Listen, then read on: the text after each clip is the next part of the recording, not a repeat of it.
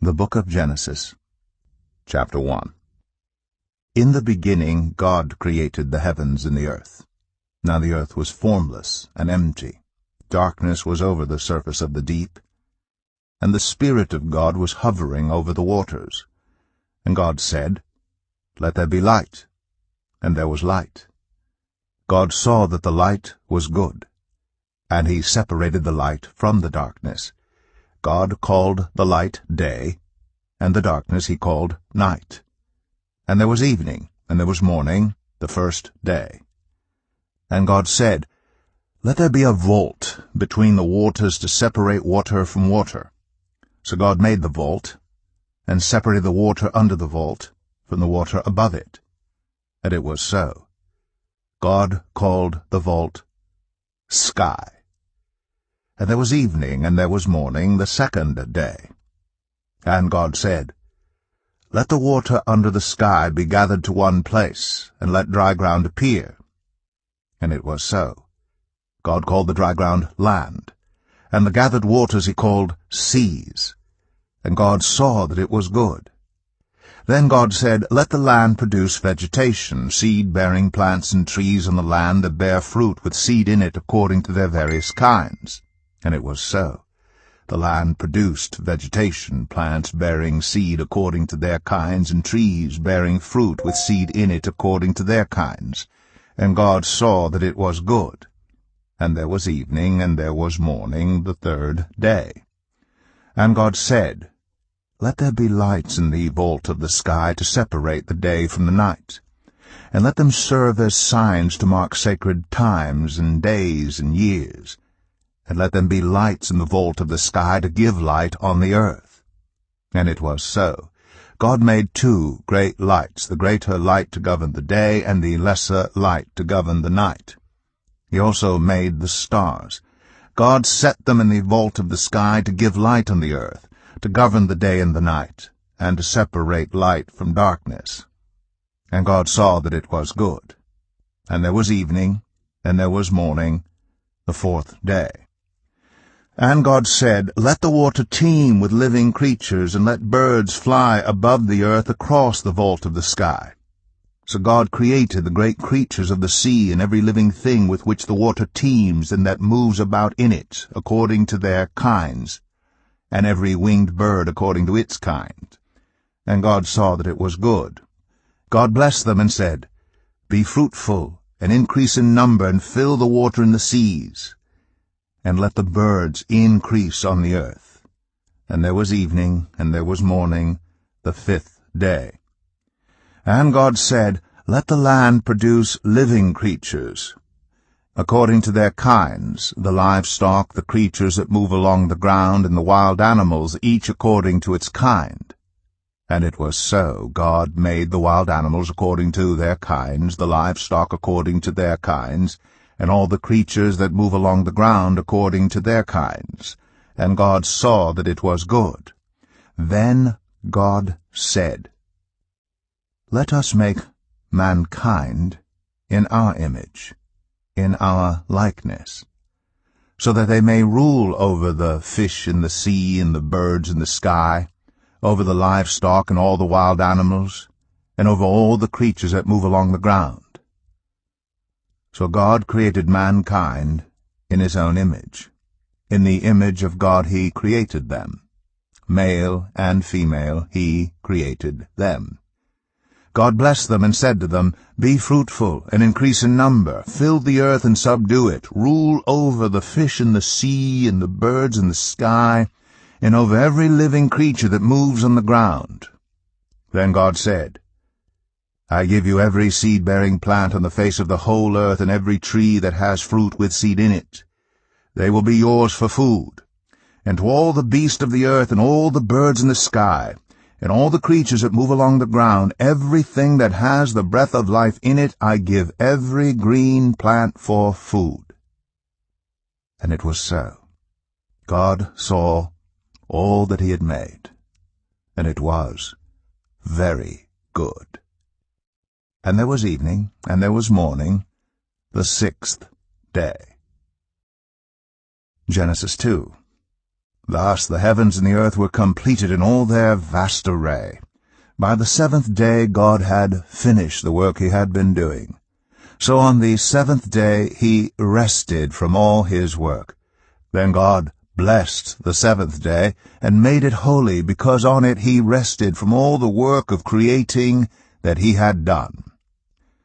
This is the account of the heavens and the earth when they were created, when the Lord God made the earth and the heavens. Now no shrub had yet appeared on the earth, and no plant had yet sprung up, for the Lord God had not sent rain on the earth, and there was no one to work the ground. But streams came up from the earth and watered the whole surface of the ground.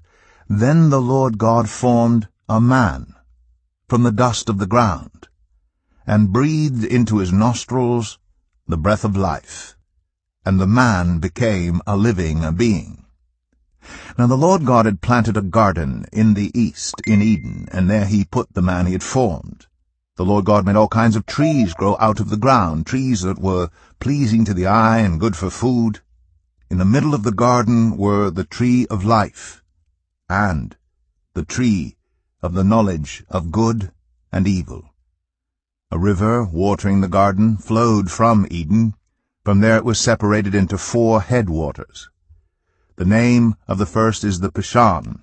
It winds through the entire land of Havilah, where there is gold.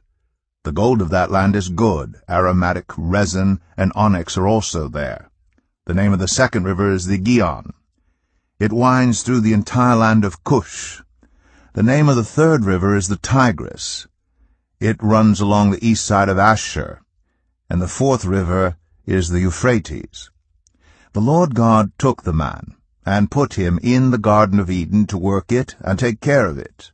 And the Lord God commanded the man, "You are free to eat from any tree in the garden, but you must not eat from the tree of the knowledge of good and evil, for when you eat from it, you will certainly die."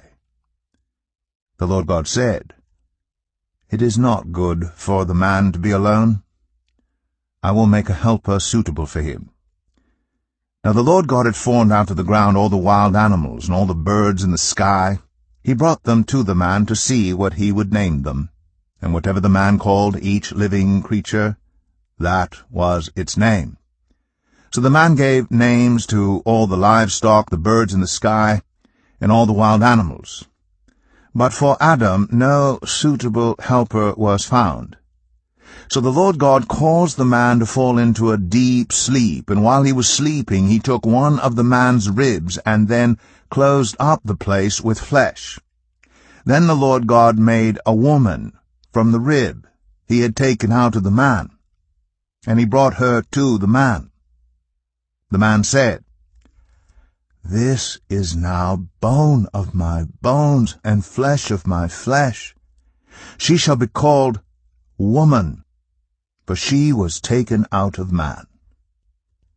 That is why a man leaves his father and mother and is united to his wife, and they become one flesh. Adam and his wife were both naked, and they felt no shame. Genesis 3. Now the serpent was more crafty than any of the wild animals the Lord God had made. He said to the woman, "Did God really say, 'You must not eat from any tree in the garden'?" The woman said to the serpent, "We may eat fruit from the trees in the garden, but God did say, 'You must not eat fruit from the tree that is in the middle of the garden, and you must not touch it, or you will die.' You will not certainly die." The serpent said to the woman, "For God knows that when you eat from it, your eyes will be opened, and you will be like God, knowing good and evil." When the woman saw that the fruit of the tree was good for food, and pleasing to the eye, and also desirable for gaining wisdom, she took some and ate it. She also gave some to her husband who was with her, and he ate it. Then the eyes of both of them were opened, and they realized they were naked. So they sewed fig leaves together and made coverings for themselves. Then the man and his wife heard the sound of the Lord God as he was walking in the garden in the cool of the day, and they hid from the Lord God among the trees of the garden. But the Lord God called to the man, "Where are you?" He answered, "I heard you in the garden, and I was afraid because I was naked, so I hid." And he said, "Who told you that you were naked? Have you eaten from the tree that I commanded you not to eat from?" The man said, "The woman you put here with me, she gave me some fruit from the tree, and I ate it." Then the Lord God said to the woman, "What is this you have done?" The woman said, "The serpent deceived me, and I ate." So the Lord God said to the serpent, "Because you have done this, cursed are you above all livestock and all wild animals. You will crawl on your belly, and you will eat dust all the days of your life. And I will put enmity between you and the woman, and between your offspring and hers. He will crush your head, and you will strike his heel." To the woman he said, "I will make your pains in childbearing very severe. With painful labor you will give birth to children. Your desire will be for your husband, and he will rule over you." To Adam he said, "Because you listened to your wife and ate fruit from the tree about which I commanded you, you must not eat from it. Cursed is the ground because of you. Through painful toil you will eat food from it all the days of your life. It will produce thorns and thistles for you, and you will eat the plants of the field. By the sweat of your brow you will eat your food until you return to the ground, since from it you were taken. For dust you are, and to dust you will return."